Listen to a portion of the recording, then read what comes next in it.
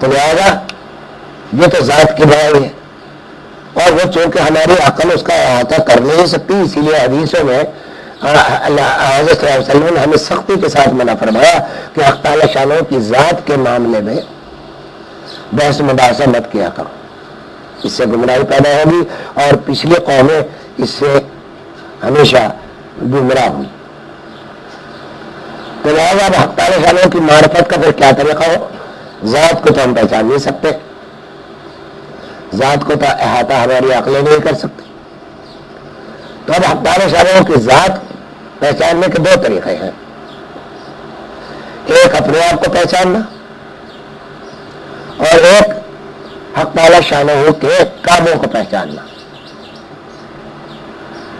کہ ان کے کام جو نظر آتے ہیں ہمیں ان کو پہچاننا، ان میں تدبر کرنا، ان میں غور کرنا۔ یہ ایک بات بتاؤں کہ دیکھیے آپ خود ذرا سا غور کیجئے کہ آپ بھی شرک کو پسند نہیں کرتے، تکبر کے شرک کو۔ آپ باپ ہیں، بیٹا آپ کی برابری کرنے لگے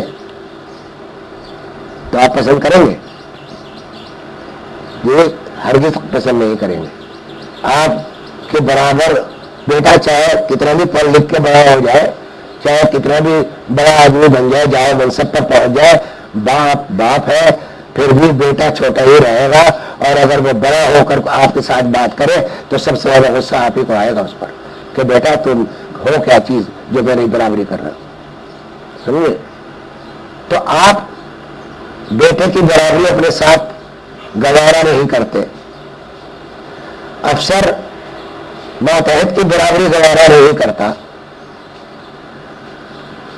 آپ اپنے نوکروں، ڈرائیوروں، ملازموں، برتن دھونے والوں کی برابری اپنے ساتھ پسند نہیں کرتے، تو حق تعالی شانہ اگر اپنے ساتھ برابری کو پسند نہیں کرتے اور اس کو کوئی سمجھوتا اور کوئی رعایت آپ کو دینے کے لیے تیار نہیں، تو اس میں حرج کیا ہے؟ سمجھے آپ؟ اس لیے تکبر کی سے بڑی کوئی چیز نہیں۔ یہ اصل میں نے یہ بیان اس لیے بھی کیا کہ کچھ چند روز پہلے ایک کتاب پڑھتے ہوئے اچانک اس طرح دھیان گیا کہ ذرا دیکھو میرے اندر کتنا تکبر ہے۔ جب غور کیا تو پتہ چلا کہ بھرا ہوا ہے تکبر، تکبر سے بھرا ہوا ہے۔ بڑی فکر ہوئی، خیال کیا کہ اس سے کس طرح نجات ہو۔ سوچ لیجیے آپ بھی، اپنے آپ جب غور کریں گے نظر آئے گا کہ ہاں ہے تکبر،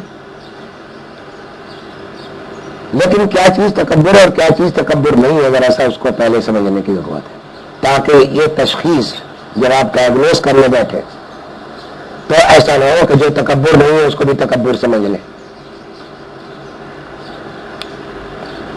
تکبر کی حقیقت یہ ہے، اس کو ذرا غور سے سنیے گا،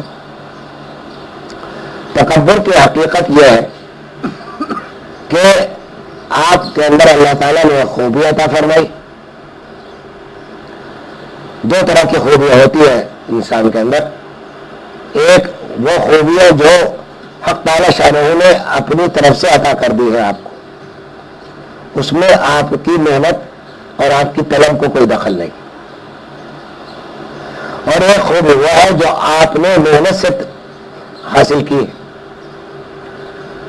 تو یہ دو طرح کی نعمتیں ہیں تعالی شانہ۔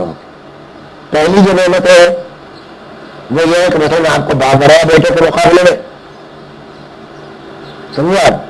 تو آپ بیٹے سے بڑے ہیں، آپ تو اپنے آپ کو بڑا سمجھنا جو ہے بیٹے کے مقابلے میں، یہ تکبر نہیں ہے، کیونکہ حقیقت ہے کہ آپ کو بڑا بنایا اس کے مقابلے میں، لیکن بڑائی کا وہ تصور اس کی بڑا ہو کر اب تکبر کہاں سے شروع ہو جائے گا؟ یہی اسی رشتے میں تکبر یہاں تک تو صحیح ہے کہ آپ نے اپنے بیٹے سے اپنے آپ کو بڑا سمجھا کہ میں عمر میں بڑا ہوں، اور عمر ہی نہیں، حق تعالی شانہ کی طرف سے عائد کردہ مقام جو باپ کو دیا ہے اللہ نے، اس اعتبار سے میری فضیلت بیٹے کے مقابلے میں بہتر ہے، بڑی ہے۔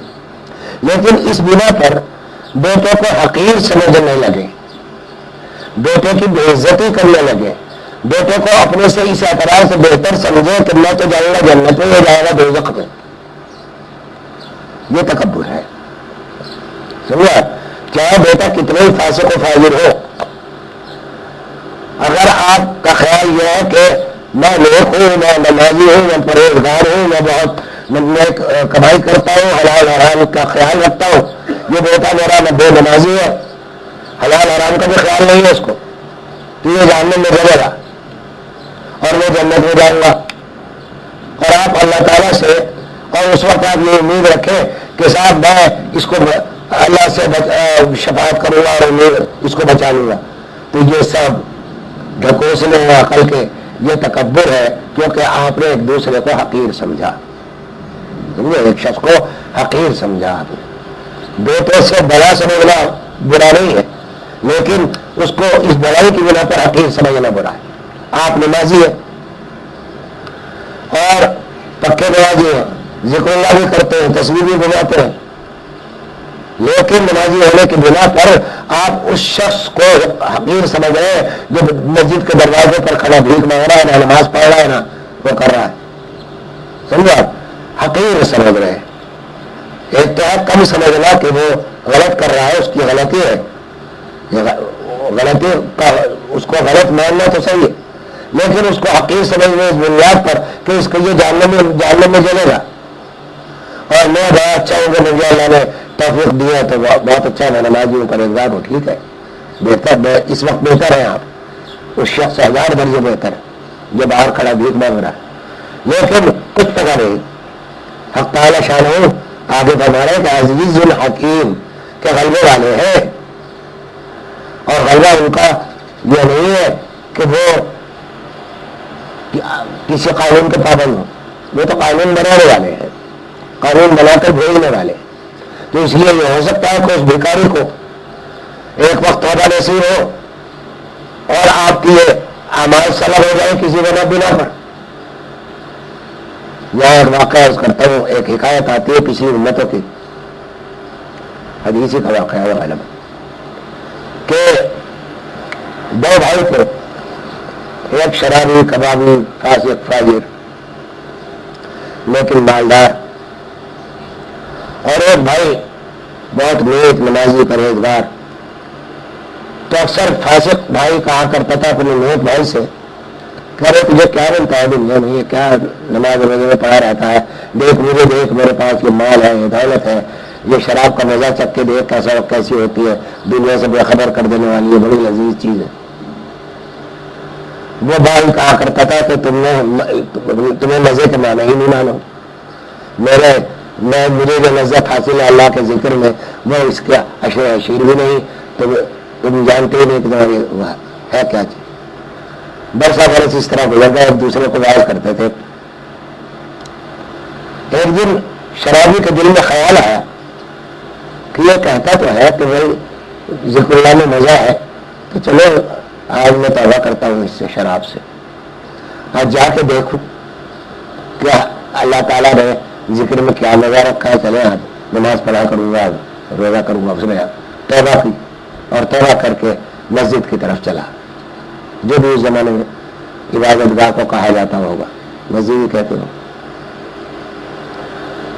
تو پھر اللہ تعالیٰ نے اس کے دل میں ڈالا، ایک آدمی کے دل میں، کہ میرا بھائی اتنی دنوں سے ایک بات کہتا ہے کہ شراب پی کے دیکھو، اپنا کام کر کے دیکھو، تو چلو ذرا سا دیکھے تو صحیح کہ شراب کا مزہ کیسا ہوتا ہے اور کیا ہوتا ہے، چلو اس کے کام کر کے دیکھے. دونوں اپنے اس ارادوں کے ساتھ نکلے اور راستے میں دونوں کا انتقال ہو گیا، دونوں کی روح قبض ہو گئی. تو جو فاسق تھا وہ جنت میں گیا، جو نیک تھا وہ دوزخ میں گیا. اب آپ کہیں گے کہ صاحب اسلام میں تو ایسا نہیں ہے، اسلام میں بے شک ایسا نہیں ہے، وہاں تو یہ ہے غلبہ تو اللہ تعالیٰ کا ہے، بے شک جس کو چاہے نواز دے، جس کو ایک ایسی بات پر نواز دے اور جنت بھیج دے. لیکن ایک قانون بھی ہے شریعت کا کہ بھائی اس کی ذمہ نمازی بھی تھی، اس کے ذمہ قرض بھی تھا، اس میں شراب بھی پی تھی، یہ سب کچھ تھا، جنت میں اچانک کیسے چلا گیا. تو پچھلے یہ حق تعالی شانہ کا معاملہ ہے، وہ بادشاہ ہے، ان سے پوچھنے والا کوئی نہیں. لا یسأل عما یفعلون، کہ وہ اس سے پوچھا نہیں جائے گا اس بات کے بارے میں جو عما یفعل، کہ یہ جو وہ کرتا ہے. تو غلبہ تو یہ ایسا ہے کہ کبریائی کا بات ہو رہی تھی، تو ایک تو ذاتی بڑائی تو اس طرح بیان کر دی کہ دیکھو ساتوں آسمان ہمارے دائیں ہاتھ کی میں لٹے ہوں گے، تو ذات تک تو ہم پہنچ نہیں سکتے. اب پہچاننے کا طریقہ یہ ہے کہ پہلے خود کو پہچانو، اور خود کو پہچاننے کا کیا طریقہ ہے کہ سوچو اپنی ذات کے بارے میں کہ میں کیسے پیدا ہوا، کہاں سے آیا، میرا آغاز کیا ہے، کس طرح اس دنیا میں بھیجا گیا، پھر کیوں بھیجا گیا، اور یہ جو درخت ہے، میری غذائیں ہیں، میرے پھل ہیں، میرے آلات ہیں، میری مشینیں ہیں، یہ سب کہاں سے آ گئے، کس نے پیدا کیا، اور وہ جس نے پیدا کیا ہے کیسے کیسے عجیب عجیب اس کے مناظر ہے. اگر غور کرنے بیٹھے آدمی تو حیرتوں میں ڈوب جائے. اس کے احسانات کا تدبر کرے کہ میرے اوپر اس کے احسانات کی بارش کس طرح سے ہے.